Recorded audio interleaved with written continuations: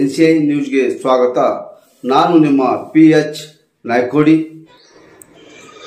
ಯುವಜನರು ಹಾಗೂ ವಿದ್ಯಾರ್ಥಿಗಳು ಶ್ರದ್ಧಾ, ಭಕ್ತಿ ಮತ್ತು ಏಕಾಗ್ರತೆಯಿಂದ ವ್ಯಾಸಂಗ ಮಾಡಿ ಗುರಿ ಸಾಧನೆ ಮಾಡಬೇಕು ಎಂದು ಮಂಡ್ಯ ಜಿಲ್ಲಾ ಹಾಲು ಒಕ್ಕೂಟದ ನಿರ್ದೇಶಕ ಡಾಲು ರವಿ ಹೇಳಿದರು. ಅವರು ಕೆಆರ್ಪೇಟೆ ಪಟ್ಟಣದ ಸರ್ಕಾರಿ ಪ್ರಥಮ ದರ್ಜೆ ಕಾಲೇಜಿನಲ್ಲಿ ರಾಜಶ್ರೀ ನಾಲ್ವಡಿ ಶ್ರೀ ಕೃಷ್ಣರಾಜ ಒಡೆಯರ್ ಅವರ ಜನ್ಮ ದಿನಾಚರಣೆಯ ಅಂಗವಾಗಿ ರಾಜ್ಯಶಾಸ್ತ್ರ ವಿಭಾಗದ ವತಿಯಿಂದ ಆಯೋಜಿಸಿದ್ದ ರಸಪ್ರಶ್ನೆ, ಚರ್ಚಾ ಸ್ಪರ್ಧೆ ಮತ್ತು ವಿಚಾರ ಸಂಕಿರಣವನ್ನು ನಾಲ್ವಡಿಯವರ ಭಾವಚಿತ್ರಕ್ಕೆ ಪುಷ್ಪ ನಮನ ಸಲ್ಲಿಸಿ ವಿವಿಧ ಸ್ಪರ್ಧೆಗಳಲ್ಲಿ ವಿಜೇತರಾದ ವಿದ್ಯಾರ್ಥಿಗಳಿಗೆ ಟ್ರೋಫಿ ಮತ್ತು ಪ್ರಶಸ್ತಿ ಪತ್ರವನ್ನು ವಿತರಿಸಿ ಮಾತನಾಡಿದರು. ವಿದ್ಯಾರ್ಥಿಗಳು ತಮ್ಮಲ್ಲಿ ಸುಪ್ತವಾಗಿರುವ ಪ್ರತಿಭೆಯನ್ನು ಹೊರಚೆಲ್ಲಿ ಸಾಧನೆ ಮಾಡಲು ಇಂತಹ ಸ್ಪರ್ಧಾ ಕಾರ್ಯಕ್ರಮಗಳು ನೆರವಾಗುತ್ತವೆ.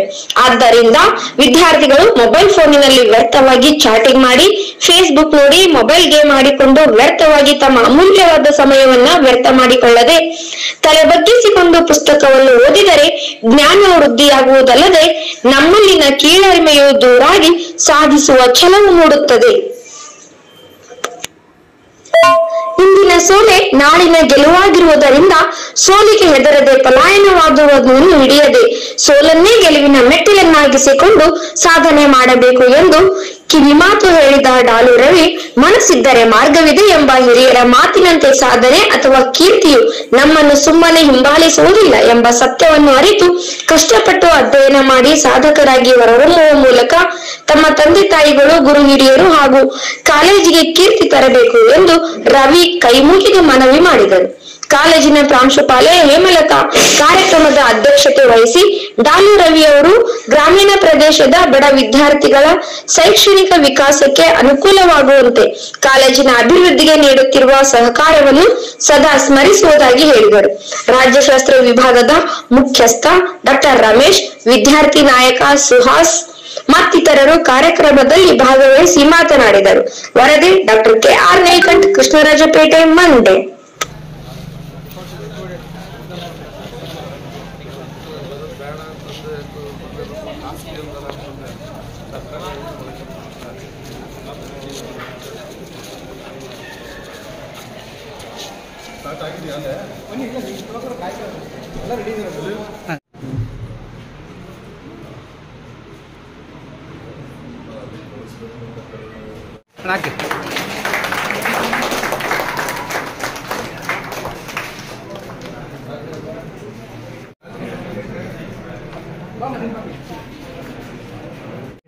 ನನ್ನ ಮಗ ಓದದೇ ಇದ್ರೂ ಚಿಂತೆ ಇಲ್ಲ, ಅವ್ನು PUC ಮಾಡ್ಕೊಂಡು ಬಂದರೆ ನಾನು ಮಾಡಿರೋ ಆಸ್ತಿ ಬೇಕಾದಷ್ಟು ಕರಗಿಸ್ಬೋದು ಅವನು.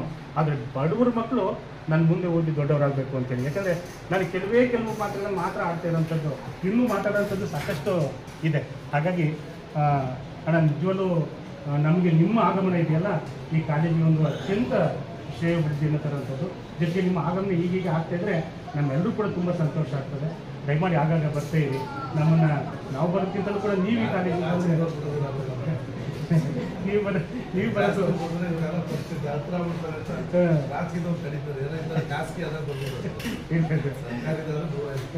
ಹಾಗಾಗಿ ನಿಮ್ಮ ಆಗಮನಕ್ಕೆ ನಾನು ಅಭಿನಂದನೆಯನ್ನು ಸಲ್ಲಿಸ್ತಾ, ಜೊತೆಗೆ ಎಲ್ಲ ನನ್ನ ವೇದಿಕೆಯಲ್ಲಿರುವಂತಹ ಎಲ್ಲ ಕಿರಿಯ ಸಹೋದ್ಯೋಗಿ ಬಂಧುಗಳೇ, ಅದರ ಜೊತೆಗೆ ನನ್ನೆಲ್ಲ ರೀತಿಯ ವಿದ್ಯಾರ್ಥಿಗಳೇ, ಇವತ್ತು ರಾಜ್ಯಶಾಸ್ತ್ರ ವಿಭಾಗದ ವಿದ್ಯಾರ್ಥಿಗಳೆಲ್ಲರೂ ಕೂಡ ಬಹಳ ಮುಕ್ತವಾಗಿ ಯಾವುದೇ ರೀತಿಯ ಹಂಚಿಕೆಗಳಿಲ್ಲದೆ ಭಾಳ ಚೆನ್ನಾಗಿ ಅದ್ದೂರಿಯಾಗಿ ಕೆಲಸವನ್ನು ಮಾಡ್ತೀರಿ. ಯಾಕೆಂದರೆ ಖುಷಿ ಪಡೋದು ಯಾಕೆಂದರೆ ನಮ್ಮ HTB ಹುಡುಗರು ಜಾಸ್ತಿ ಇದ್ದೀರಿ ಅಂತ. ಯಾಕೆಂದರೆ ಬರೀ ರಾಜ್ಯಶಾಸ್ತ್ರ ಅಲ್ಲ, ಅದರೊಳಗೆ ಹಿಸ್ಟ್ರಿ ಸೇರ್ಕೊಂಡಿರೋದ್ರಿಂದ, ಎಕನಾಮಿಕ್ಸ್ ಸೇರ್ಕೊಂಡಿರೋದ್ರಿಂದ, ಜಾಗ್ರಫಿ ಸೇರ್ಕೊಂಡಿರೋದು ಎಲ್ಲ ನಮ್ಮ ಮಕ್ಕಳೇ. ಆದರೆ ಎಲ್ಲವನ್ನೂ ಕೂಡ ಒಟ್ಟಾಗಿ ನಿಭಾಯಿಸುವಂಥ ಶಕ್ತಿ ರಾಜ್ಯಶಾಸ್ತ್ರ ವಿಭಾಗದ ಪ್ರಾಧ್ಯಾಪಕರುಗಳು ತಗೊಂಡಿದ್ದಾರೆ. ಅಂದರೆ ಅದು ನಿಜವಾಗ್ಲೂ ಕೂಡ ಅತ್ಯಂತ ಕಷ್ಟದ ಕೆಲಸ. ನೋಡಿ, ಅಲ್ಲಿ ರಸಪ್ರಶ್ನೆ ಕಾರ್ಯಕ್ರಮ ಮಾಡಿದ್ವಿ, ವಿಚಾರಗೋಷ್ಠಿಯನ್ನು ಮಾಡ್ಕೊಂಡಿದ್ದೀವಿ, ಚರ್ಚಾ ಸ್ಪರ್ಧೆಯನ್ನು ಮಾಡ್ಕೊಂಡಿದ್ವಿ. ಅದಕ್ಕೆಲ್ಲ ತುಂಬ ಇನ್ವಾಲ್ವ್ಮೆಂಟ್ ತುಂಬ ಚೆನ್ನಾಗಿದೆ ಅಂತೇಳಿ. ಯಾಕೆಂದ್ರೆ ನಾನು ಅಲ್ಲೇ ನಾನು ಸ್ವಲ್ಪ ಬ್ಯುಸಿ ಇದ್ದರಿಂದ ಸುರೇಶ್ ಸರ್ ಕೇಳ್ಕೊತಾ ಇದ್ದೆ, ಏನೇನು ಕಾರ್ಯಕ್ರಮ ಆಗ್ತಾಯಿದೆ, ಹೇಗಾಗ್ತಾಯಿದೆ, ನಮ್ಮ ಕಡೆಯಿಂದ ಏನಾದರೂ ಸಹಾಯ ಬೇಕಾಗ್ತದಾ ಅಂತೇಳಿ. ಇವೆಲ್ಲರೂ ಕೂಡ ತುಂಬ ಮುತುವರ್ಜಿ ವಹಿಸಿ ಈ ಕಾರ್ಯಕ್ರಮದಲ್ಲಿ ಭಾಗಿಯಾಗಿದ್ದೀರಿ. ಜೊತೆಗೆ ಎಲ್ಲ ವಿಚಾರಗಳನ್ನು ಹತ್ಕೊಂಡಿದ್ದೀವಿ. ಯಾಕೆಂದರೆ ಸಬ್ಜೆಕ್ಟ್ ಬಗ್ಗೆ ವಿಚಾರಗಳನ್ನು ತಿಳ್ಕೊಂಡು ಬಹಳ ಪ್ರಮುಖವಾದಂಥ ವಿಷಯ ಅದೇ ಈಗ ನಮಗೆ ಬೇಕಾಗಿರೋ ಅಂಥದ್ದು. ಅದನ್ನು ಮಾಡಿದಾಗ ನಾವೆಲ್ಲರೂ ಕೂಡ ಅರ್ಥಕೊಳ್ತಾ ಹೋಗ್ತೀವಿ. ಯಾಕೆಂದರೆ ಇದರಲ್ಲಿ ಒಂದು ಏನಪ್ಪ ಅಂದರೆ, ಈಗ ನೀವು ಇಷ್ಟೊಂದು ತಿಳ್ಕೊಂಡಿದ್ದೀರಿ, ನಾನೊಂದು ಕೆಲಸ ಮಾಡ್ತಿದ್ದೆ. ಒಂದು ಸಬ್ಜೆಕ್ಟನ್ನು ಪಾಠ ಮಾಡಿದ ಮೇಲೆ ಒಂದು 100 ಕ್ವಶನನ್ನು ನಾನೇ ಬರ್ಕೊತಿದ್ದೆ. ನಾನೇ ಬರ್ಕೊಂಡು ಪ್ರಿಂಟ್ ಹಾಕ್ಸ್ಬಿಟ್ಟು ಎಲ್ಲ ಮಕ್ಕಳು ಕೈ ಕೊಡ್ತಿದ್ದೆ, ಒಂದೊಂದು ಮಾರ್ಕಿಂದು ಇಟ್ಕೊಳ್ರಪ್ಪ ಅಂತ. ಇವ್ರು ಯಾಕೆ ಹಿಂಗೆ ಕೊಡ್ತಾರೆ ಕ್ವಶನ್ಗಳ ಅಂತ ಅವ್ರಿಗೆ ಆಶ್ಚರ್ಯ ಆಗ್ತಿತ್ತು. ಅಂದರೆ ಇಡೀ ಸಬ್ಜೆಕ್ಟಲ್ಲಿ ಎಲ್ಲ ಕ್ವಶನ್ನು ಬರೆದ್ಬಿಟ್ಟಿರ್ತಿದ್ದೆ. 100 ಅಪ್ಪ ಕೂತ್ಕೊಳ್ರಪ್ಪ, ಪುಸ್ತಕ ತಂದಿರಿ ಅಲ್ಲವಾ, ಪುಸ್ತಕ ತರಿಸ್ತಿದ್ದೆ ಅವತ್ತು. ನೋಡ್ಕೊಂಡು ಕ್ಲೀನಾಗಿ ಅದು ಉತ್ತರ ಬರೀರಿ ಅಂತಿದ್ದೆ. ಅದು 100 ಕ್ವಶನ್ಗೆ ಕ್ಲೀನಾಗಿ ನೋಡ್ಕೊಳ್ಳಿ, ಪುಸ್ತಕ ನೋಡ್ಕೊಳ್ಳಿ, ಏನು ಅದನ್ನು ಬಚ್ಚಿಟ್ಟು ಅಥವಾ ಗೊತ್ತಿಲ್ಲದೆ ಬರೆಯೋಕೆ ಕೊಡ್ಬಿಡಿ, ನೋಡ್ಕೊಂಡು ಬರೀರಿ ಅಂತ. ಇಡೀ ಸಬ್ಜೆಕ್ಟ್ನ 1.5-2 ಗಂಟೆಯಲ್ಲಿ ಎಲ್ಲರೂ ಕೂಡ ಓದ್ಕೊತಿದ್ರು. ಈ ರಾಜ್ಯಶಾಸ್ತ್ರ ಓದ ತಕ್ಷಣ ರಾಜಕಾರಣಕ್ಕೆ ಹೋಗ್ಬೇಕು ಅಂತಲ್ಲ. ರಾಜಕಾರಣಕ್ಕೆ ಹೋದ ತಕ್ಷಣ ರಾಜಕಾರಣದಲ್ಲಿ ಏನೋ ಎಲ್ಲರೂ ಆಗಕ್ಕಾಗಲ್ಲ. ತಾಲೂಕಿಗೆ ಒಬ್ಬ MLA ಆಗ್ಬೋದು, ಒಂದು ಹೋಬಳಿಗೆ ಒಬ್ಬ ಜಿಲ್ಲಾ ಪಂಚಾಯತಿ ಆಗ್ಬೋದು, ಗ್ರಾಮಕ್ಕೆ ಒಬ್ಬ ಗ್ರಾಮ ಪಂಚಾಯತಿ ಆಗ್ಬೋದು ಅಲ್ವಾ. ಎಲ್ಲರೂ ಗೆಲ್ತಾರೆ. ಇಡೀ ಊರಿದ್ರೆ ಒಂದು ಊರು ದೊಡ್ಡ ಊರಾದ್ರೆ 2 ಮೆಂಬರ್ ಇಟ್ಟಿರ್ತಾರೆ, ಅದಕ್ಕೊಂದು ಕ್ಯಾಟಗರಿ. ಸೊ ಇದನ್ನ ಮೈಂಡಲ್ಲಿ ಇಟ್ಕೊಳ್ಳೋದಲ್ಲ. ನೀವು ಮಾಡ್ಬೇಕಾದ್ರೆ ಕೆಲಸ ಏನು, ವಿದ್ಯಾಭ್ಯಾಸದ ಕಾಲದಲ್ಲಿ ಏನು ಮಾಡಿದ್ದು, ಇದು ಸ್ಟೂಡೆಂಟ್ ಲೈಫ್ ಕೊಡೋದೇ. ನಾವು ಸ್ಟೂಡೆಂಟ್ ಆಗಿ ಇಲ್ಲಿ ನಿಂತಿರೋದು, ಒಂದು ಗಂಟೆಲಿ ತಿಂತಿದ್ದು, ಒಂದು ಗಂಟೆಲಿ ಮಾಡ್ತಿದ್ದು. ಇವತ್ತು ನಮ್ಮ ಮನೇಲಿ ಇಟ್ಟಿಲ್ಲ. ನಮ್ಮೂರಿಗೆ ಹೋಗಿ ಕೇಳಿ ಜಿತೇಂದ್ರ ಎಷ್ಟೇ ಚೆನ್ನಾಗಿ ಕೆಲಸ ಮಾಡ್ತಿದ್ದೀವಿ, PUC ಕಲಿತೀವಿ. ನಾವೆಲ್ಲ ಹೋದ್ರೆ ಮಾತ್ರ ನೀವು ಬರೋಂಥ. ನಿಮ್ಮ ಮೈಂಡಲ್ಲಿ ಅದು ಇಟ್ಕೊಂಡ್ರೆ ಅದು ಸಕ್ಸಸ್ ಆಗಕ್ಕೆ ಸಾಧ್ಯನೇ ಇಲ್ಲ. ಆಮೇಲೆ ಹೇಳೋದು ನಮ್ಮ ತಾಯಿಗೆ ಅಷ್ಟೇ. ಆ್ಯಕ್ಚುಲಿ ಆಗಿ 2 ಮೂಳೆನೂ ಮುರಿದೋಯ್ತು ಕಾಲದು. ಇರೋದು 2 ಮೂಳೆ ಕಾಲಲ್ಲಿ 2 ಮುರಿದೋಗಿತ್ತು. ಹೆಗಡೆ ಅಂತ ಮೇನ್ ಸರ್ಜನ್ ಹಿಡಿದು ಆಪರೇಷನ್ ಮಾಡಿಸಿದ್ದು. ಬಟ್ ಅವ್ನು ಬಂದು ಅವ್ರ ತಾಯಿ ಕರ್ಕೊಂಡು ಹೇಳ್ತಿದ್ದಾಗ ಏನು ಹೊಡೆಯೋದು ಅವ್ನಿಗೆ. ಇವ್ನು ಮಾಡೋ ತಪ್ಪಾಗೋಯ್ತು ಅವನಿಂದ. ಆ ಟೈಮಲ್ಲಿ ಮಾತ್ರ ಕೋಪ ಬರ್ತದೆ. ಆ ಗಂಟೆ ಸಡನ್ನಾಗಿ ಒಂಚೂರು ಕೋಪ ಬರ್ಬೋದು. ಆಗಿತ್ತು, ಒಂದು ದಿವಸ ನಿದ್ದೆ ಮಾಡಿ ಎದ್ದಿದ್ದು ಆಮೇಲೆ. ಸೊ ಅವ್ನಿಗೆ ಹೇಳ್ದೆ, ನಿನ್ನೂ ಕೂತ್ಬಿಟ್ರೆ ಏನಾಯ್ತು ಅಂತ ಬೈದೆ. ನೋಡ್ಕೊಂಡು ರೋಡಲ್ಲಿ ದಾಟ್ತಿದ್ದವ್ರು, ಬೇರೆ ಬೈಕಲ್ಲ ದಾಟ್ತಿದ್ದವರು. ಹಂಗಾದಾಗ ಏನಪ್ಪ ಅಂತೇಳಿ ಆಮೇಲೆ ಕೊನೆಗೆ ಅಳ್ತಿದ್ದ. ಅವ್ನ ಪರಿಸ್ಥಿತಿ ನೋಡಿದೆ. ಅವ್ನು ಕೊಡೋ ದುಡ್ಡಿಂದ ಹುಷಾರು ಮಾಡೋಕ್ಕೆ ಹೋಗೋಕ್ಕಾಗಲ್ಲ. ಆಯ್ತು, ಇನ್ನೇನು ಮಾಡ್ತೀವಿ, ಮಾಡೋಗಪ್ಪ ಒಳ್ಳೆದಾಗಲಿ ಅಂತ ಕಳಿಸ್ಬೋದು. ಸೊ ದುಡ್ಡೇ ಇಂಪಾರ್ಟೆನ್ಸಿ ಅಲ್ಲ ಎಲ್ಲ ಟೈಮಲ್ಲಿ. ಯಾಕೆಂದ್ರೆ ಇವತ್ತು ಎಲ್ಲ ಥರ ಸ್ಕೀಮ್ಸ್ ಕೊಟ್ಟೈತೆ ಸರ್ಕಾರದವರು, ಅದು ಯೂಸ್ ಮಾಡ್ಕೋಬೇಕಷ್ಟೇ. ಈಗ ಆಕ್ಸಿಡೆಂಟ್ ಆದ ತಕ್ಷಣ ನಮಗೆ ಯಶಸ್ವಿನಿ ಕೊಟ್ಟವ್ರೆ, ಮಾಡಿಸ್ತಿದ್ದೀರಲ್ಲ. ಯಶಸ್ವಿನಿ ಕಾರ್ಡ್ ಮಾಡಿಸಿದ್ದೀರಾ ಸರ್ಕಾರದ್ದು, ಆಯುಷ್ಮಾನ್ ಕಾರ್ಡ್ ಕೊಟ್ಟವ್ರೆ ಕೇಂದ್ರ ಸರ್ಕಾರ. ಅವೆಲ್ಲ ಯೂಸ್ ಆಗಬೇಕು, ಅದನ್ನು ಯೂಸ್ ಮಾಡ್ಕೊಳ್ಳಿ. ಈಗ ನಾವಂತೂ ಮಾಡೋಕ್ಕಾಗಲ್ಲ. ಕೆಲವ್ರಿಗೆ ಇರೋ ಅಂಥವ್ರು ಇರೋರು ಕೂಡಿ. ನಾನೇನು ಬಿಡ್ತಾ ಶ್ರೀಮಂತವ್ರು. ನಮ್ಮ ಅಪ್ಪ ಒಂದು FDC. ಅವ್ರ ಅಪ್ಪ ಸಂತೋಷ ಮೊದಲು ಕೊಟ್ಟಿದ್ದು. ಅವ್ರ ತಂದೆ ಹೊರದಲ್ಲಿ ಹೋದಾಗ ಆ ಟೈಮ್ ಕೊಟ್ಟು ಬಂದಿರಬೇಕು, ಮಾಡಿರ್ತೀನಿ. ಅವ್ರ ತಾಯಿ ಒಬ್ಬ ಇವತ್ತು ನೀವು ಅಂದ್ಕೊಂಡಿದ್ದೀರ ಅವ್ರ ಕೈಯಾರು ನೀವೆಲ್ಲ ಬಣ್ಣ ಓಡಿಸ್ತಾ ಅಂತ ಖುಷಿ ಆಯಿತು. ನಮ್ಮ ಮನೆಗೆಲ್ಲ ಕರ್ಕೊಂಡು ಖುಷಿ ಮಾಡಿಸಿದ್ದು ಜಾಸ್ತಿ ಅವರೇ. ನಮ್ಮ ಮನೆ ಓಡಾಡ್ಕೊಂಡಿದ್ರು ಹುಡುಗ. ಅವ್ರ ತಂದೆ ಇದ್ದಾಗ ಏನೂ ಗೊತ್ತಿಲ್ಲದೆ ಇದ್ದದ್ದು. ಅವ್ರ ತಂದೆ ಸಡನ್ ತೀರುವಂತ ಜನ ತುಂಬ ಸ್ಟಿಫ್ ಆಗಿದ್ರು. ಈಗ ನಾವೆಲ್ಲ ಪರಿಸ್ಥಿತಿ ನನ್ನ ಮನೆಗೂ ಗೊತ್ತು. ಆರೋಗ್ಯ ಕೇಳಲಿಲ್ಲ ಅವತ್ತು. ನೀವು ಯಾವ BP ಇಲ್ಲ, ಶುಗರ್ ಇಲ್ಲ ಕೇಳಲಿಲ್ಲ. ಕೊರೋನಾ ಬಂದಿದ್ದು ಸ್ವಲ್ಪ ಎದುರದವ್ರನ್ನ ಕರ್ಕೊಂಡೋಯ್ತು, ಉಳಿದವ್ರು ಬಿಟ್ಟು ಅಷ್ಟೇ. ಆ ಪರಿಸ್ಥಿತಿಲಿದ್ದಾಗಲೂ ಅವರೊಬ್ಬ ಏನೋ ಮಾಡಬೇಕು ಈ ಕಾಲೇಜ್, ನಮ್ಮ ಕಾಲೇಜ್ಗೆ ಅಂತ ಒಂದು ಫೋಟೋ ಮಾಡಿಸಿದ್ದು ನನಗೆ ಗೊತ್ತಿತ್ತು. ಸ್ವಲ್ಪ ಕಲೆಕ್ಷನ್ ಮಾಡಿಕೊಟ್ಟಿದ್ದೆ. ಯಾಕೆಂದ್ರೆ ರಾಜಕಾರಣದಲ್ಲಿ ಇರ್ತದೆ. ನಾರಾಯಣಗೌಡರು ಅವತ್ತು ಮಂತ್ರಿ ಆಗಿದ್ರು. ನ್ಯಾಕನ್ನು ಅವ್ರು ಮುಂದುವರಿಸ್ಕೊಂಡು ಹೋಗ್ಬೇಕಂತ ರಾಜಕಾರಣಿ ಬಂದಿತ್ತು. ಆ ಟೈಮಲ್ಲಿ ನಾನು ಬಂದಾಗ ರಮೇಶ್ ಎಲ್ಲರಿಗೂ ಹೇಳಿದ್ದಿಷ್ಟೇ, ನಾವು ಬರೋಂಗಿಲ್ಲ, ಬಟ್ ನಮ್ಮ ಕೈಯಲ್ಲಿ ಏನು ಸಹಾಯ ಮಾಡ್ಬೇಕು ಮಾಡ್ತೀವಿ ಅಂತ ಹೇಳೋದು. ಅದನ್ನು ಮಾಡಿದಂಥ ಹುಡುಗರು ಇವನೊಬ್ಬ. ಅದಕ್ಕೆ ಕಳೆದಿವತ್ತು ಇಷ್ಟು ಚಿಕ್ಕ ವಯಸ್ಸಲ್ಲಿ ವಾಪಸ್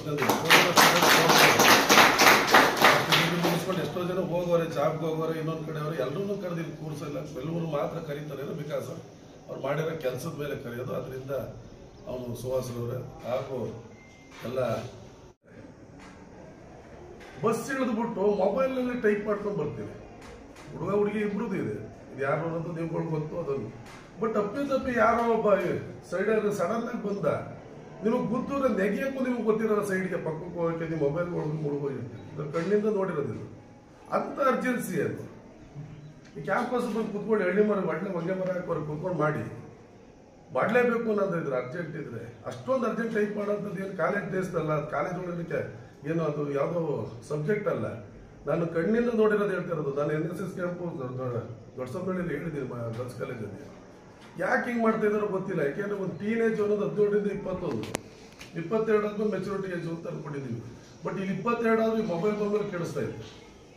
ಈ ಮೊಬೈಲಲ್ಲಿ ಏನಾಯ್ತು ನಿಮಗೆ ನಾನು ಹೇಳ್ಬೇಕಲ್ಲ, ಯೂಟ್ಯೂಬ್ ಗೂಗಲ್ ಇನ್ನು ಇದರಿಂದ ಯಾವುದೋ ಯೂಟ್ಯೂಬ್ ಆದಮೇಲೆ ಇನ್ಸ್ಟಾಗ್ರಾಮ್ ಇರ್ಬೋದು, ಫೇಸ್ಬುಕ್ ಇರ್ಬೋದು, ಎಲ್ಲಾದ್ರೂ ನಿಮ್ಗೆ ಗೊತ್ತು. ಒಂದು ಯಾವುದೋ ಒಂದು ಪಾರ್ಟ್ ನೋಡಿದ್ರೆ ನೀವು ರಿಪೀಟ್ ಅದನ್ನೇ ಕೊಡ್ತದೆ. ಒಂದು ಕಾಮಿಡಿ ನೋಡು ಕಾಮಿಡಿನೇ ಬರುತ್ತೆ, ಒಂದು 5 ಅದೇ ತೋರಿಸ್ತದೆ. ಇನ್ಯಾವುದೋ ಅಡಲ್ಟ್ ವಿಚಾರಗಳು ನೋಡೋ ಥರ ಹೋದ್ರೆ ನಿಮ್ಮ ಮನೆಗಳು ಹಾಳು ಮಾಡ್ತದೆ. ಇತ್ತೀಚೆಗೆ ಅದು ಜಾಸ್ತಿ ಆಯ್ತಾ ಇರೋದ್ರಿಂದ ನೀವು ಸೀನಿಯರ್ಸ್ ಆಗಿದ್ದೀರಿ, ಈಗಾಗಲೇ ನಿಮ್ಮ ಮೆಚುರಿಟಿ ಹೇಳ್ತೀನಿ. ಯಾರೋ ಒಬ್ರು, ಯಾಕೆಂದ್ರೆ ನಾನು ಕಣ್ಣಿಂದ 9ನೇ ಕ್ಲಾಸ್ ಹುಡುಗಿ ಇದರಲ್ಲಿ ಬಿ ಬಚ್ಚಳ್ಳಿ ರವಿ ಅಂತೇಳಿ ಅವ್ರ ಅಪ್ಪ ಆಟ ಓಡಿಸ್ಕೊಂಡಿತ್ತು. 9ನೇ ಕ್ಲಾಸ್ 14 ವರ್ಷದ ಹುಡುಗಿ ಹುಡುಗಿ ಅವ್ನು ಸೂಸೈಡ್ ಮಾಡ್ಕೊಂಡೆ ಸತ್ತು. ಯಾವ ಹುಡುಗಿಗೆ ಏನು ಗೊತ್ತಿಲ್ಲ ಏಜದ್ದು. ಈ ಆಟ ಓಡಿಸೋ ಹುಡುಗರುಗಳು ಜೀನ್ಸ್ ಪ್ಯಾಂಟ್ ಅರ್ಧೋಗಿರ್ತದೆ, ಏನೋ ಒಂದು ಹಾಕೊಂಡು ಯಾರೋ ಒಬ್ಬ ಮಾಡೋದು ಆಟೋ ಡ್ರೈವರ್, ಎಲ್ಲ ಆಟೋ ಡ್ರೈವರ್ ತಪ್ಪು ಅಂತ ಹೇಳ್ತೀವಿ. ಅದು ತಪ್ಪಲ್ಲ, ಯಾರೋ ಒಬ್ಬ ಮಾಡ್ತಂತ, ಯಾರೋ ಒಬ್ಬ ಹಳ್ಳಿಲಿ ಟೀಚರ್ಸ್ ಜೊತೆ ಜಗಳ ಆಯ್ತು ಎಲ್ಲ ಮಾಡಿರೋದಿಲ್ಲ. ಯಾಕೆಂದ್ರೆ ಇದು ಮೊನ್ನೆ ಒಂದು ಪ್ರಕರಣ ನೋಡ್ತಾ ಇದ್ದೀನಿ. ಅವಳು ನನಗೆ ಇವತ್ತು ಬೆಳಿಗ್ಗೆ ಪೇಪರ್ ಓದಿದೆ, ಅಂಜಲಿ ಅಂತ ಕೊಲೆ ಪ್ರಕರಣ ಅಂತ. ನನ್ನ ನಂಬರ್ ಬ್ಲಾಕ್ ಮಾಡಿದ್ದು ಅಂತ ಕೊಲೆ ಮಾಡಿರೋದು. ಇವತ್ತು ಬೆಳಿಗ್ಗೆ ಪೇಪರ್ ಓದಿರೋದು ತಗೊಂಡು ಬೇಕಾದ್ರೆ ನಂಬರ್ ಬ್ಲಾಕ್ ಮಾಡ್ಬಿಟ್ಟು ಅವಳು ಒಂದು ಕೋಪ ಅವ್ನಿಗೆ ಎಷ್ಟು ಬಂದಿತ್ತು ಅಂದ್ರೆ ನೀವು ಎಷ್ಟು ಅಟ್ಯಾಚ್ಮೆಂಟ್ ಆಗಿದ್ದೀರಿ ಹೆಣ್ಮಕ್ಳು ನೀವು ಅರ್ಥ ಮಾಡ್ಕೋಬೇಕು. ಅವನ ಎಷ್ಟು ಆಸೆ ಭಗವಂತನ ನಿಮ್ಮ ಕೆರಿಯರ್ ಹಳೆ. ಮೊಬೈಲ್ ಯೂಸಬಲ್, ಎಷ್ಟು ಯೂಸಬಲ್ ಅಷ್ಟು ಮಾಡಿಕೊಂಡು ಮಾಡಿ ಸ್ಟೇಟಸ್ ಹಾಕೋದು ಎಷ್ಟು ಇರ್ಬೇಕು ಅಷ್ಟು. ಸ್ಟೇಟಸ್ ನೋಡ್ತಿರಲ್ಲ, ಆ ಟೈಮ್ ವಾಪಸ್ ಯಾರು ಕೊಡೋರು?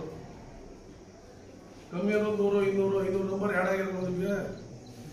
ನಿಮ್ಮ ನೆಂಟರುಗಳು ಮದುವೆಗೆ ಹೋಗಿರ್ತಾವೆ, ಇನ್ನೂ ನೋಡ್ಲೇಬೇಕಲ್ಲ ನೀವು. ಅದ್ರ ಅತಿ ಹೆಚ್ಚು ನೀವೇ ನಮ್ಮ ಮಕ್ಕಳಿಗೆ ನೋಡೋರು, ನಮ್ಮ ಹೆಣ್ಮಕ್ಳು, ನಮ್ಮ ಮಕ್ಕಳು. ಸದ್ಯ ಸ್ಟೇಟಸ್ ನೋಡೋದು ಜಾಸ್ತಿ ಅವ್ರು. ಅದಕ್ಕೆ ಇತ್ತೀಚೆಗೆ ನನ್ನ ಜೀವಮಾನದಲ್ಲಿ ನಾನು ಸ್ಟೇಟಸ್ ಹಾಕಿಲ್ಲ, ನೋಡಿದೆ. ಅದು ನೋಡಕ್ ಹೋದ್ರೆ ನನ್ನ ಹತ್ರ 4-5 ಸಾವಿರ 4,000 ನಂಬರ್ ಐತೆ ನನ್ನ ಹತ್ರ. ನಾನು ಎಲ್ಲಿ ಹೇಳಿ ನೋಡ್ಬೋದು, ಇಡೀ ದಿವಸ ಅದೇ ಮಾಡ್ಬೇಕಾಯ್ತು. ಸೊ ಹಂಗಾಗಿ ನೀವು ಫಸ್ಟು ಏನು ಅವಶ್ಯಕತೆ ಐತೆ ಅದು ನೋಡಿ. ನಮ್ಮ ಹುಡುಗಿರಿಗೆ ಏನು ಹುಚ್ಚು ಅಂದ್ರೆ ಒಳ್ಳೆ ಸೀರೆ ಹುಟ್ಟಿದೆ ಅಂದ್ರೆ ಒಂದು ನೋಡ್ಲೇಬೇಕು. ಅವರು ಒಡವೆ ಮಾಡ್ಸೋಳು, ನಮ್ಮ ಅಕ್ಕ ದೊಡ್ಡಪ್ಪ ಮಗಳು, ನಮ್ಮ ಅಕ್ಕೆ ಅಂತ ನೋಡ್ಬೇಕು. ಇದು ಚಟಗಳಿದು, ಒರಿಜಿನಲ್ ಚಟ ಇದು. ಇಸ್ಪೀಟ್ ಆಡೋರ್ಕಿಂತ ಕೆಟ್ಟ ಚಟ ಇದೆ ಈಗ ಮೊಬೈಲಲ್ಲಿ. ದೇಶದಲ್ಲಿ ಮಾರಕ ಆಗೈತೆ. ರಮ್ಮಿ ಆಡಬೇಡಿ ಅಂತ, ರಮ್ಮಿ ಆಡಿ ತೋರಿಸ್ಬಿಟ್ಟು ಕೆಳಗಡೆ ಹೇಳ್ತಾರೆ ಒಂದೇ ಉಸಿರಿಗೆ, ಇದು ಆಡಿದ್ರೆ ಮಾರಕ ಆಡಬೇಡಿ ಅಂತವ. ಇದನ್ನ ಯಾರು ಕೇಳಕ್ಕಿಲ್ಲ, ಆಡಿ ಅನ್ನೋದು ಮಾತ್ರ ಕೇಳ್ಕೊಂಡು ಆಡ್ತೀವಿ. ಯಾಕೆಂದ್ರೆ ಕುಂದೂರಲ್ಲಿ ಶಾಂಭವ್ರ ಮನೆ ಅಂತ, ನಮ್ಮ ಕುಮಾರಣ್ಣನ ಅಣ್ಣನ ಮಗ, ಮೆಂಬರ್ ಹಾಲಿ ಮೆಂಬರ್ ಅವರು ಅವ್ರ ಅಣ್ಣನ ಮಗ. ಆ ಹುಡುಗ BE ಮುಗಿಸ್ಕೊಂಡು ಮನೆಗೆ ಬಂದ. ಒಂದ್ ಕಡೆ ಜಾಬ್ ಹೋಗಿದ್ದೆ, ಜಾಬ್ ಸೆಟ್ ಆಗಿಲ್ಲ, ಬೇಡ ಅಂತ ಬಿಟ್ಟು ಬಂದಿದ್ದೆ. ಮಧ್ಯದಲ್ಲಿ ರಮ್ಮಿ ಪಾಠ ಆಗಿದೆ. ರಮ್ಮಿ ಪಾಠಕ್ಕೆ ಕಳ್ಕೊಂಡಿರೋದಷ್ಟು ಬರೀ 3-4 ಲಕ್ಷ ಸಾಲ. ಅವ್ನ ಏಜಿಗೆ ದೊಡ್ಡದದು. ಈಗ ಈ ಹುಡುಗಿ 2 ಲಕ್ಷ ದೊಡ್ಡದು ಯೂಸ್ ಮಾಡಿ ಗೊತ್ತಾಗಲ್ಲ. ಆ 3-4 ಲಕ್ಷ ಅವನು ದೊಡ್ಡದು, ಬಟ್ ಅವ್ರ ಮನೆ ತನಕ ದೊಡ್ಡದಲ್ಲ. ಮನೆಯವ್ರಿಗೆ ಹೇಳಿದ್ರೆ ಬೈತಾರೆ, ಸೂಸೈಡ್ ಮಾಡ್ತಾರೆ. ಒಬ್ಬನೇ ಮಗ ವಾಪಸ್ ಬರುತ್ತದು. ಇವತ್ತು ಹುಡುಗಿರು ರಮ್ಮಿ ಆಡ್ತಾರೆ, 1 ರೂಪಾಯಿ ಆಡಿಸ್ತಾರೆ ರಮ್ಮಿನವರು. ಇದು ನೀವು ಫಸ್ಟ್ ತಿಳ್ಕೋಬೇಕು. 1 ರೂಪಾಯಿ ಗೆಲ್ಲಿಸ್ತಾರೆ. ಯಾಕೆ ಆನ್ಲೈನಲ್ಲಿ ಆಡ್ಸೋದು ಅವ್ರಿಗೆ ಗೊತ್ತು, ನಿನ್ನ ಯಾವಾಗ ಗೆಲ್ಲಿಸ್ಬೇಕು, ಯಾವಾಗ ಕಿತ್ಕೋಬೇಕು ಅಂತ. ಅವ್ರ ಕೈಲಿ ಇರ್ತದೆ ಎಲ್ಲ ಕಾರ್ಡ್ ಕೊಡೋದು ಆ ಕಡೆಯಿಂದ. ಹಂಗಾಗಿ ನೀವು ಎಚ್ಚೆತ್ಕೋಬೇಕು. ಯಾವುದೇ ಕಾರಣಕ್ಕೂ ಮೊಬೈಲ್ ಅನ್ನೋದು ತುಂಬಾ ಮಾರಕ. ಯಾವುದೇ ಕಾರಣಕ್ಕೂ ಅದಕ್ಕೆ ನೀವು 4 ಜನಕ್ಕೆ ಹೇಳೋ ಮಟ್ಟಕ್ಕೆ ಹೋಗಿ ಕೀಪ್ಯಾಡ್ ಆದಷ್ಟು ಯೂಸ್ ಮಾಡಿ. ನನ್ನ ಮಗು ಕೀಪ್ಯಾಡ್ ತಗೊಟ್ಟಿರೋದು, ಆ್ಯಂಡ್ರಾಯ್ಡು ಐಫೋನೇ ಕೊಡ್ಸಿದ್ದೀನಿ, ಬಟ್ ಎಲ್ಲ ಟೈಮ್ ಯೂಸ್ ಮಾಡೋಂಗಿಲ್ಲ. ಅವನು ಕಾಲೇಜ್ ಅವರ್ಸಲ್ಲಿ ತಗೊಂಡು ಹೋಗಂಗಿಲ್ಲ. ಸೊ ಅದನ್ನು ಹೇಳ್ಕೊಟ್ಟಿದ್ದೀನಿ, ಆದಷ್ಟು ಅವಾಯ್ಡ್ ಮಾಡ್ತಾನೆ. ಯಾಕೆಂದ್ರೆ ಅದು ಹೋಯ್ತಾ ಮೊದಲು ಒಂದು ಟೈಮಲ್ಲಿ ನನಗೆ ಅವ್ನು ಆಚೆ ತರಕ್ಕೆ SSLC ಪಾಸ್ ಆಗಿ ಬಂದು ಟೈಮು ನಾನು ಅವ್ನು ಮಂಗ್ಳೂರ್ಗೆ ಹಾಕಿ ಅವನು 6 ತಿಂಗಳು ನೊಂದ್ಬಿಟ್ಟೆ. ಅಲ್ಲಿರಲ್ಲ, ನಾನು ಇರೋದಿಲ್ಲ ಅಂತಲೇ ನಮ್ಮ ಕೈಲಿ ಆಗ್ತಿಲ್ಲ. ಮಂಗ್ಳೂರಲ್ಲಿ ಆಗ್ತಾಯಿಲ್ಲ. ಈ ಫಸ್ಟ್ ಇಯರ್ BE ಮಾಡ್ಕೊಂಡು ಆ ಥರ.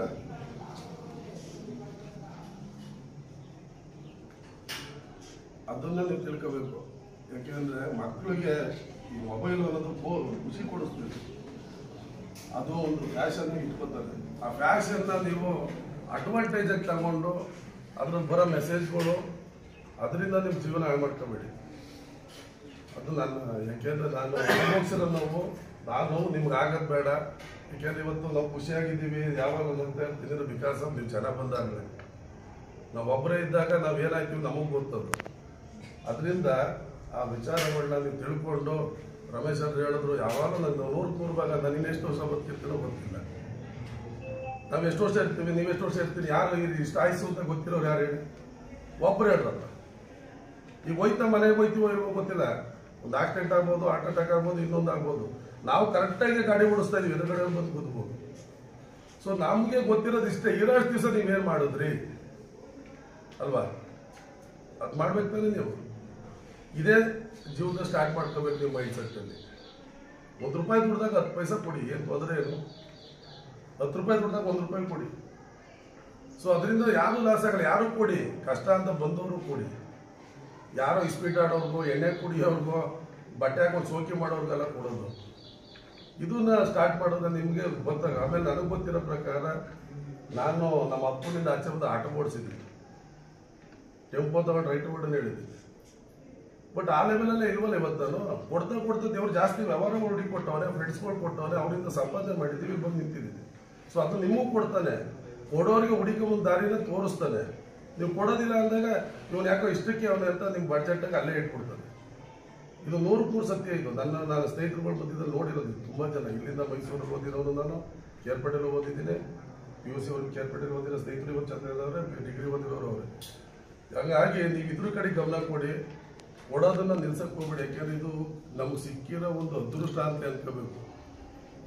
ನಮ್ಮ ಮನೆಗೆ ಕಷ್ಟ ಅಂತ ಕೇಳಕ್ ಬರ್ತಾರೆ ಅಂದ್ರೆ ಅದು ಅದೃಷ್ಟದ ಮಾತೇ. ಅದು ಎಲ್ಲರ ಮನೆಗೂ ಯಾಕೆ ಹೋಗಲ್ಲ, ಅವ್ರವ್ರ ಮನೆ ಕೇರ್ಪೇಟೆ ಒಳಗಡೆ. ಸೊ ಅದ್ರಲ್ಲಿ ನನ್ನಂತ 4 ಮನೆ ಹುಡುಕೊಂಡು ಬರ್ತಾರೆ ಅಂದ್ರೆ ಬಿಕಾಸ್ ಆಫ್ ಅವ್ರಿಗೆಲ್ಲೋ ಒಂದು ಸಲಹೆ ಸಿಗ್ತದೆ, ಸಮಸ್ಯೆ ಪರಿಹಾರ ಆಯ್ತದೆ ಅಂತ ಬರ್ತಾರೆ. ಅದನ್ನ ಅದ್ರಲ್ಲಿ ನೀವೊಬ್ಬರಾಗಿ ಒಂದು ನೀವು ಈಗ ಪೊಲಿಟಿಕಲ್ ಅವ್ರು ಬೈಯನ್ ಕೇಳಲಾರ್ದೆ ಮನೆಯಿಂದ ಆಚೆ ಬಂದವರು. ನಾನು ಬಂದ ಮೇಲೆ ನಾನು ದುಡಿಬೇಕು ಅನ್ನೋ ಛಲ ಬಂತು, ಮಾಡ್ತಾ ಹೋಗ್ತಿದ್ದಾಗ ಈ ದುಡಿಯೋದ್ರೆ ಸ್ವಲ್ಪ ಕೊಡೋಣ ಅಂತ 500 ರೂಪಾಯಿ ಶುರು ಆದನು, 98, 99. ಸೊ 500ರಿಂದ 1000 ಕೊಟ್ಟು 1000 ಏನೋ ಕೊಡ್ತಾ ಹೋಗ್ತಿದ್ದು ದುಡ್ಡು. ತುಂಬ ಜನ ಈಗಲೂ ಕೊಡ್ತಾವ್ರು. ಈಗ MLA ಕೆಲವು ದಿವಸಗಳು ಕೊಡ್ತಾ ಬರ್ತಿದ್ರು. ಮಂಜು ಅವರು, ಈಗ ಮಲ್ಲಿಕಾರ್ಜುನ್ ಅಂತ ನನ್ನ ಫ್ರೆಂಡೇ ಅವರು, ಹೋದ ವರ್ಷದಿಂದ ಅವ್ರಿಗೆ ಒಂದು 1 ವರ್ಷ 2 ವರ್ಷದಿಂದ ಬಂದು ಅವರು ಈಗ ಮುಂದವ್ರ ಜೊತೆ. ಸೊ ಇರೋದು ಬಂದಾಗ ಒಂದಿಷ್ಟು ಕೊಡಿ, ತಪ್ಪೇನಿಲ್ಲ. ಸ್ಯಾಲ್ರಿ ತಗೊಳ್ಳೋ ಟೀಚರ್ಸ್ ಕೊಡೋಕ್ಕಾಗಲ್ಲ. ಇದು ದುಡಿಮೆ ಮಾಡೋ ಉದ್ಯೋಗಗಳು ಕೊಡ್ಬೋದು. ನಿಮಗೆ ಇಷ್ಟೇ ಅಂದರೆ ಬಡ್ಜೆಟ್ ಜೀವನ ಇರೋದ್ರಿಂದ ನೀವೇನು ಇರ್ತೀರಿ. ಸರ್ಕಾರಿ ನೌಕರರಿಗೆ ಬೇರೆ ಥರ ಯಾವುದೋ ವ್ಯವಸ್ಥೆಗಳಿದ್ರೆ ಮಾಡ್ಬೋದು, ಟೀಚರ್ಸ್ಗಂತೂ ಯಾವುದೂ ಇರೋಲ್ಲ.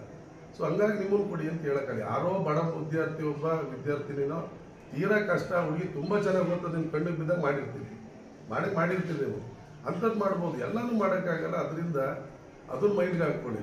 ರಾಜಕಾರಣ ಒಂದು ಕೆಟ್ಟ ವ್ಯವಸ್ಥೆ. ಅದು ಇವತ್ತಿನ ರಾಜಕಾರಣ ಅಂತೂ ತುಂಬ ಕಷ್ಟ. ಯಾಕೆಂದರೆ ಸಂಪೂರ್ಣ ಕಮರ್ಷಿಯಲ್. ಅಷ್ಟು ಸಂಪಾದನೆ ಹುಡ್ಕೊಂಡು ಆಚೆ ಬರ್ಬೇಕು. ನೀವು ರಾಜಕೀಯಕ್ಕೆ ಬರ್ಬೇಕಾದ್ರೆ ಹೋಗಿ ಹೆಜ್ಜೆ ಇಟ್ಬಿಟ್ಟು ನಿಮ್ಮ ಮನೆಗಳು ಹಾಳು ಮಾಡಿಕೊಂಡು ಡಿಪ್ರೆಸ್ ಆಗಿರೋ ತುಂಬ ಜನ ಅವರು. ಅದ್ರ ಬಗ್ಗೆ ಯೋಚನೆ ಮಾಡಿ. ಯಾಕೆ ರಾಜ್ಯಶಾಸ್ತ್ರ ಓದಿದ್ದೀನಿ, ಪೊಲಿಟಿಕಲ್ ಸೈನ್ಸ್ ಬಗ್ಗೆ ಅರಿವೈತೆ ಅಂದ್ಬಿಟ್ಟು ಬರೋದು ಅಲ್ಲ. ಅದ್ರ ಬಗ್ಗೆ ಯೋಚನೆ ಮಾಡಿ ಹೆಜ್ಜೆ ಇಡಿ.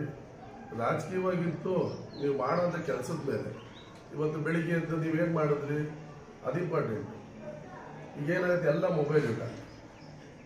ಬೆಳಿಗ್ಗೆ ಎದ್ದು ಯಾರು ಏನು ಮಾಡ್ತಾರೋ ಗೊತ್ತಾರೋ, ಗುಡ್ ಮಾರ್ನಿಂಗ್ ಅಂತ ಒಂದಿಷ್ಟು ಮೆಸೇಜ್ ಹಾಕ್ಲೇಬೇಕು ಅಲ್ವಾ.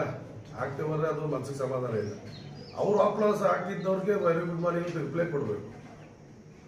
ಅದಕ್ಕಿನ್ನೇನೋ ಬೇರೆ ಎಕ್ಸ್ಟ್ರಾ ಇರ್ತದೆ. ನಿಮ್ಗಳ ಫ್ರೆಂಡ್ಸಲ್ಲಿ ಏನೇನೋ ನಡೀತಾ ಇರ್ತದೆ. ಏನು ಮಾಡಿದೆ ಮಚ್ಚ ಅನ್ಕೊಂಡು, ಏನು ಮಾಡಿದೆ ಮಗ ಅನ್ಕೊಂಡು ಏನೋ ನಡೀತದೆ ನಿಮ್ಮ ಹುಡುಗರಲ್ಲಿ. ಹುಡುಗರು ಹೇಳಮ್ಮ ಏನಮ್ಮ ಅನ್ಕೊಂಡು ನೀವು ಮಾಡ್ತಾ ಇರ್ತೀರಿ. ಬಟ್ ಒಂದು ಹಿಂದ್ಗಡೆ ನಡೀತಾ ಇರೋದೇನು, ನಾನು ಕಣ್ಣಿಗೆ ನೋಡಿರೋದು ಇದು ಯಾವುದು ಹೇಳಿದ್ದಾರೆ. ನಾನು ಎಷ್ಟೊಂದು ದಿವಸ ಕಾರಣ, ಬಟ್ ಅದೃಷ್ಟ ಎಲ್ರಿಗೂ ಇಲ್ವ ಅಲ್ವಾ. ಅಲ್ವಾ ಎಲ್ರಿಗೂ ಅದರೊಳಗೆ ಯಾರೋ ಒಬ್ಬ ಮೇಲಕ್ಕೆ ಹೋಗ್ತಾ ಇರ್ತದೆ. ನಮ್ಮಲ್ಲಿ ಗುಣ ಏನು ಅಂತಂದ್ರೆ, ನಮ್ಮ ಹಿಂದೂಗಳಲ್ಲಿ ಒಂದು ಕೆಟ್ಟ ಗುಣ. ಇದು ಆ ಜಾತಿ ಈ ಜಾತಿ ಅಂತ ಹೇಳೋದು. ಹಿಂದೂಗಳಲ್ಲಿ ಇರೋಂಥ ಕೆಟ್ಟ ಗುಣ ಇವರಲ್ಲಿ ಮಾತ್ರ ಅದಿಲ್ಲ. ನಮ್ಮ ಮುಸಲ್ಮಾನರಲ್ಲಿ ಸ್ವಲ್ಪ ಭೋಗವನ್ನು ಮುಂತಳ್ತಾರೆ.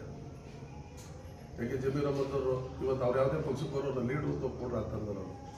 ನಮ್ಮಲ್ಲಿ ಏನು ಕಾಲ್ಗಳಂದ್ರೆ ಇವ್ರು ಯಾಕೋ ಹೋಯ್ತು ಅಂತೇಳಿ ಮಹೇಶ ಹೋಯ್ತಾನೆ, ರಮೇಶ ಕಾಲು ಹಿಡಿಯೋದು. ಇನ್ಯಾರೋ ಒಬ್ಬ ಹೋಯ್ತಾನೆ, ಅವ್ನು ಕಾಲು ಎಳಿಬೇಕಲ್ಲೇ, ಇವ್ನು ಯಾಕೋ ಮುಂದೆ ಹೋಯ್ತು ಅಂದ್ಕೊಂಡು ಅವ್ರು ಚೂರು ಜಾಸ್ತಿ ಆಯ್ತು ಅಂತ ಕಡೆ ಎಳಿಬೇಕು. ಇದು ನಿಜ ತಾನೇ ಇದು. ನಿಮ್ಮ ಕಾಲೇಜಲ್ಲಿ ಇರ್ಬೋದು, ನಿಮ್ಮ ಊರಲ್ಲಿ ಇರ್ಬೋದು, ನಿಜ ತಾನೇ ಇದು. ಸೊ ಈ ಗುಣನ ಆಚೆ ಬಿಡಿ.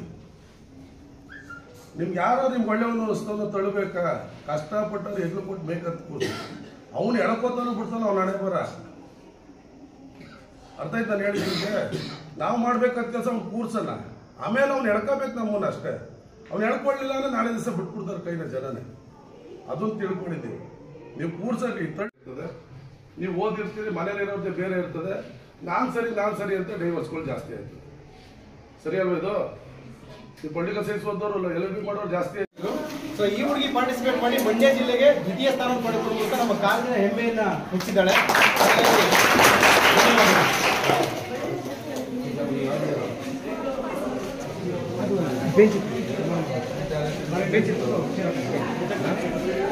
ಆಗ್ಬೇಕಮ್ಮ ನೀನು ಒಂದು ಸೆಕೆಂಡ್ ಕೂತ್ಕೊಳ್ಳಿ.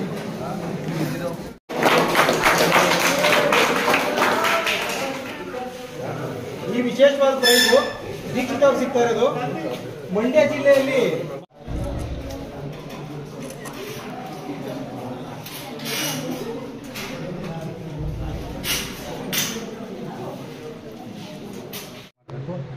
ಕೆಲವು ಸಣ್ಣ ಬದಲಾವಣೆಗಳನ್ನು ಮಾಡಿಕೊಂಡು ನಾವು ಈ ಕಾರ್ಯಕ್ರಮವನ್ನು ನೆರವೇರಿಸ್ತಾ ಇದ್ದೀವಿ.